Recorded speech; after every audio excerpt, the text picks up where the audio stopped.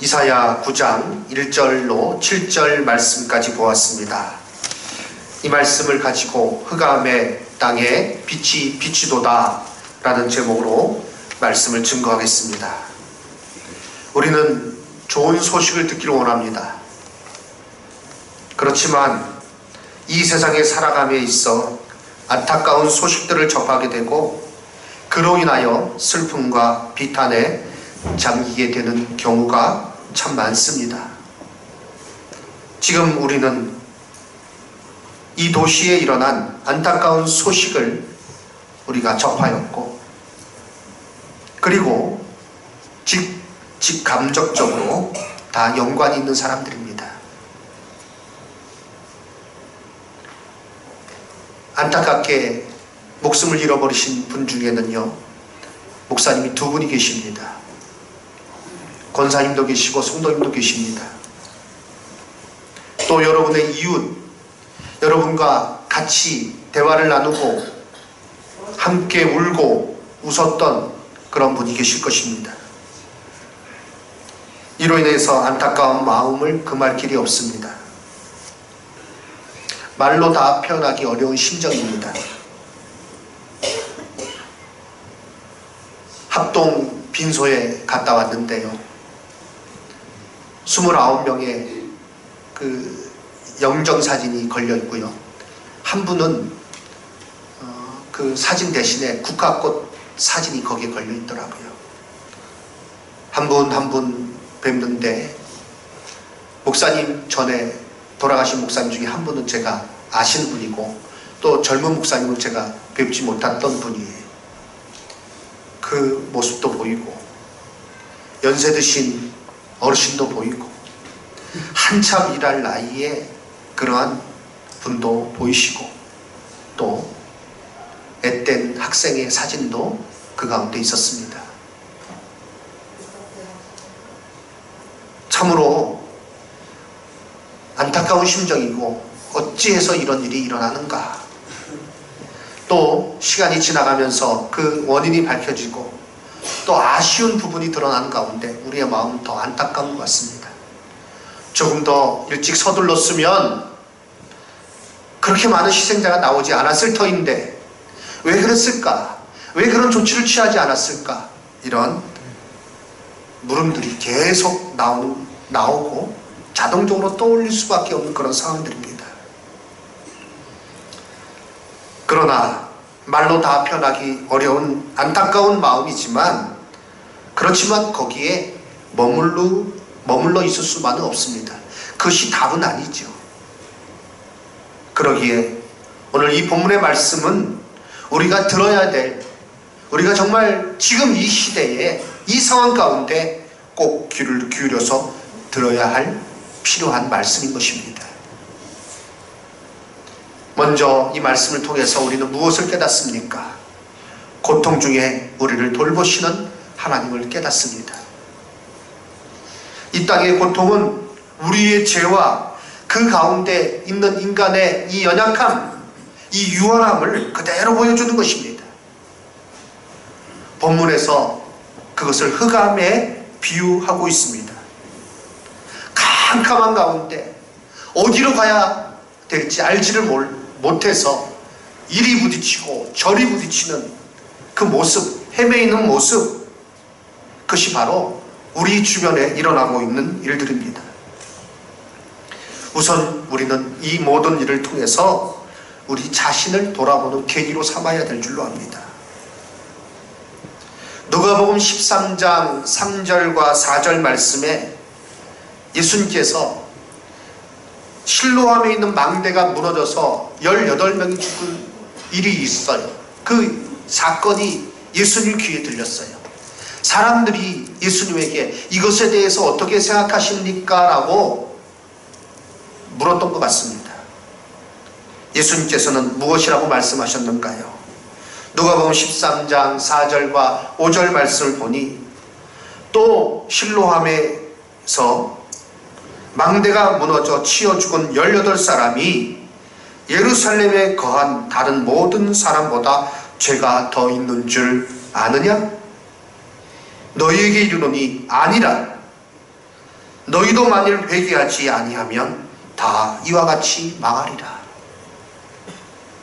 우리는 최근에 일어난 이 비극적인 사건을 통해서 우리 인생의 끝날이 누구도 알 수 없게 갑작스럽게 찾아온다는 것을 다시 한번 생각해야 됩니다. 그리고 우리가 하나님 앞에 바로 서는 계기가 되어야 되죠. 그리고 이 지역이 이 슬픔을 딛고 일어나서 영적으로 각성하여서 바로 서는 계기가 될 수 있도록 기도해야 될 줄로 믿습니다.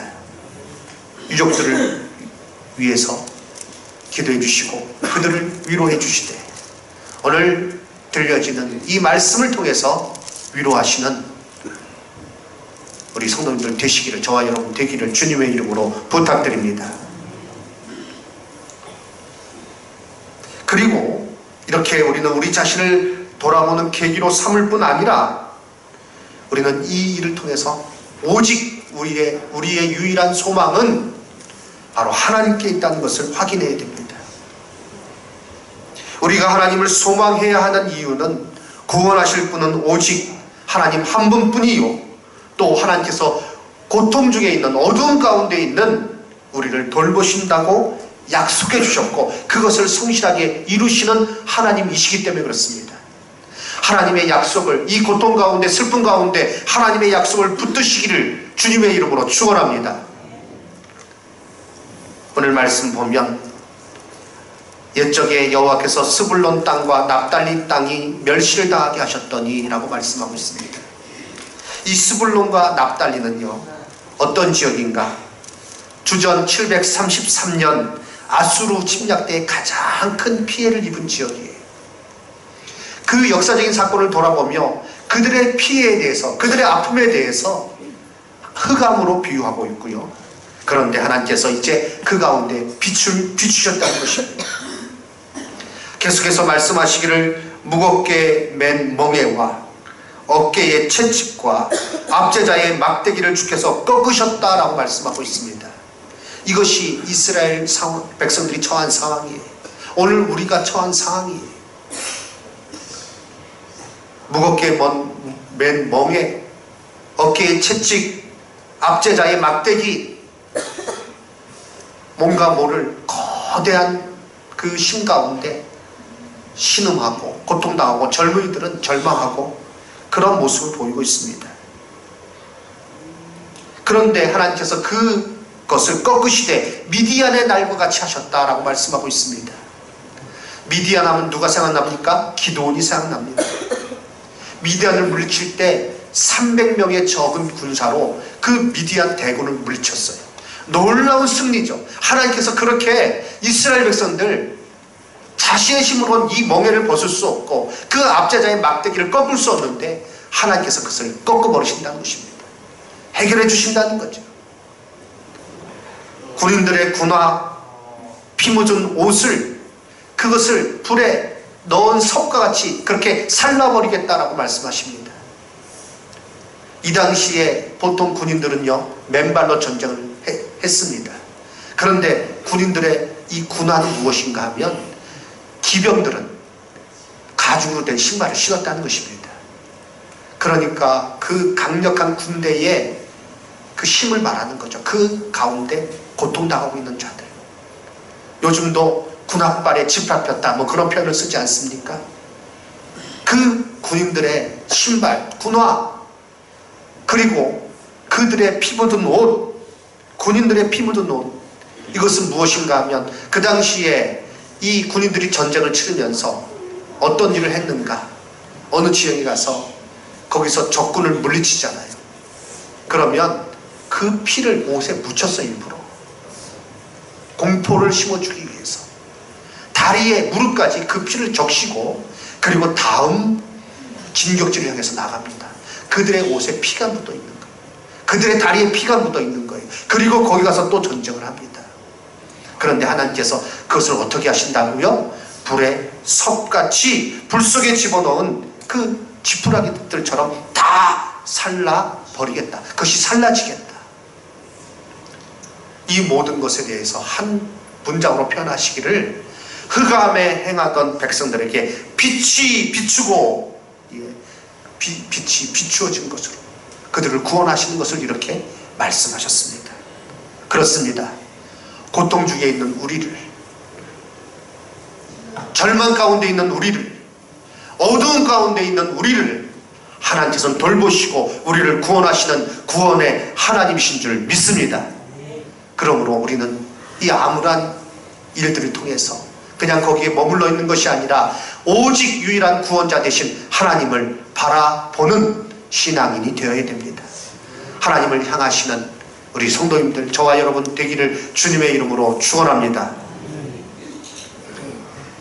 오늘 이 말씀을 통해서 두 번째 깨닫는 것은 예수 그리스도를 통해서 이 일을 이루셨다는 것입니다. 저를 따라해 주시기 바랍니다. 예수님을 통하여 구원을 이루셨습니다. 아멘. 6절 말씀을 보시기 바랍니다. 이렇게 하나님께서 흑암 중에 있는 백성들에게 그들에게 빛을 비치셨는데 그것이 무엇을 통해서 이루어졌는가? 6절, 이는 한 아기가 우리에게 낳고 한 아들을 우리에게 주신 바 되었는데 라고 말씀하고 있습니다. 한 아기, 한 아들, 바로 예수 그리스도이십니다. 신약성경 누가복음 2장 11절 말씀, 오늘 다윗의 동네에 너희를 위하여 구주가 나셨으니 곧 그리스도 주시니라. 이 땅에 구주가 나셨습니다. 한 아기가 이 땅에 나셨습니다. 무엇으로요? 우리의 구주로 나셨습니다.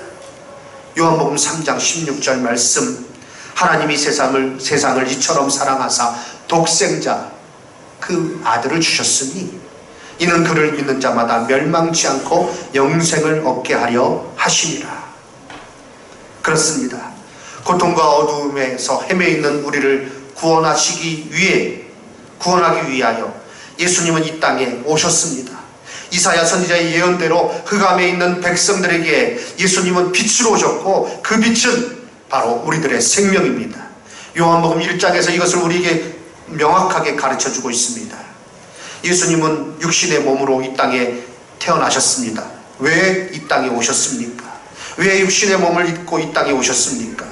하나님께서 약속하신 그 말씀 그대로 그것을 이루기 위해서 하나님의 열심히 일을 이루신다 하셨는데 참으로 그 말씀 그대로 예수님께서는 이 땅에 오신 것이요, 이로 인하여 이 땅에 오신 이 육신의 몸을 입고 오신 예수님, 그러나 죄는 없으신 예수님, 그런데 십자가에서 죄의 값을 담당하셨습니다. 죄의 값을 치르셨어요.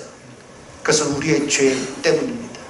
우리를 그 흑암에서 건져내시기 위함입니다. 그 감방에서 우리를 해방시키시기 위함입니다. 그 고통 가운데서 우리를 돌보시기 위함입니다. 그래서 우리는 어둠에서 벗어나 빛의 자녀로, 그리스도 안에서 빛에 이제 행하는 자로 살아가게 된 것입니다. 이것이 바로 오늘 우리가 힘주어 예수 그리스도를 전해야 되는 이유인 것입니다.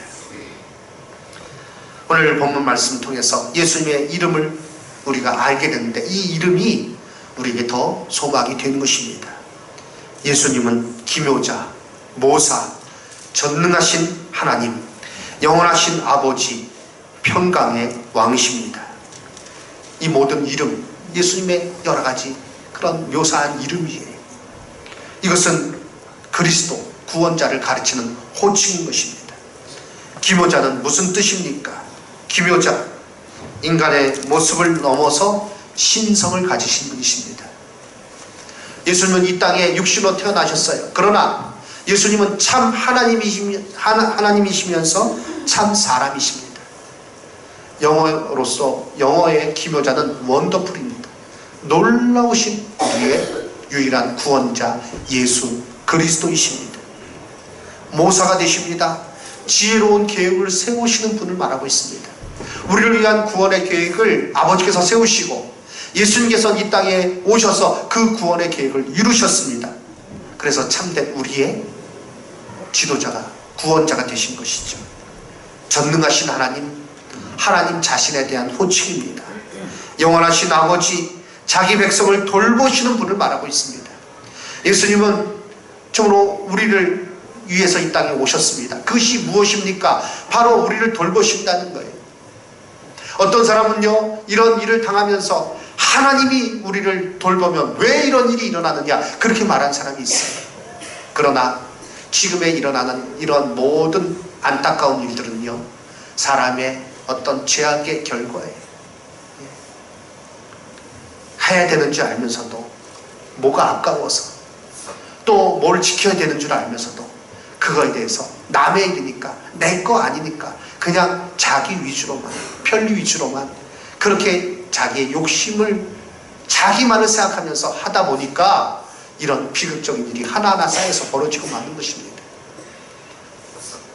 그런데 그 가운데 우리를 돌보시는 분이 계십니다. 누구십니까? 바로 우리의 구원자, 하나님께서 우리를 돌보시고 예수님께서 그 하나님의 계획 가운데 이 땅에 오셔서 우리를 구원하신 것입니다. 성탄절 내일입니다.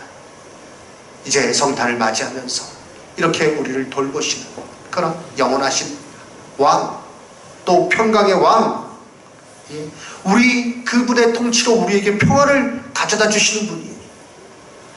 이 모든 것들이 예수님에 대한 묘사죠. 우리가 이와 같은 예수님, 그 예수님께서 이 땅의 유일한 소망이요, 그 가운데 내가 구원받는 것을 깨닫고 어려운 가운데 더욱더 예수님을 향한 소망으로, 하나님을 믿는 믿음 안에서 소망으로 지내시기를 주님의 이름으로 부탁드립니다. 이제 우리는 이것을 가지고 이 어둠 가운데 있는, 절망 가운데 있는, 탄식 가운데 있는 사람들에게 전해야 될 줄 압니다. 오늘 장로님 기도하신 것처럼 우리의 사명이 거기 있습니다. 우리가 성탄절을 앞두고 이런 비극적인 소식을 접한 그 가운데 우리가 해야 될 일이 무엇인지 다시 한번 깨달아야 될 줄 압니다. 오직 우리의 소망, 사람의 유일한 소망이 예수 그리스도에 있다는 것, 그래서 하나님 앞에 나아가는 그 가운데 우리가 구원받을 수 있다는 것을 다시 한번 확신하시고, 그리고 이 소망을 전함으로 슬픔과 절망 가운데 있는 사람을 위로하는 우리 성도님들 되시기 바랍니다. 오늘 이제 참 또 감사한 것은 세례를 베푸게 될 터인데요, 세 분에게 세례를 베풉니다. 또 한 분에게 학습을 이제 하게 되는데요, 학습 베풀게 되는데, 이 모든 것 다시 한번 어제도 교육 때 말씀드렸습니다만, 오직 이 죄로 인하여서 절망 가운데 있는 인간에게 유일한 소망은 예수 그리스도 한 분이라는 것, 그리스도를 믿고 구원받는 것만이 우리의 유일한 소망이라는 것을 확신하시기 바랍니다. 성탄의 이 소망, 이것은요, 그 어려움이 심하면 심할수록 더욱더 우리에게 절실하게 필요한 것입니다. 가장 깊은 어두움, 바로 날이 밝기 전에 가장 어둡다 그러죠. 이 어둠 가운데 오로지 빛이 되신 예수 그리스도, 그 예수님을 전하고 예수님을 증거하는 가운데, 그러므로 이 땅에서 그 소망을 나타내시며 소망의 삶을 사시며 그것을 전하시며 지내시는 저와 여러분 다 되시기를 주님의 이름으로 축원합니다. 아멘.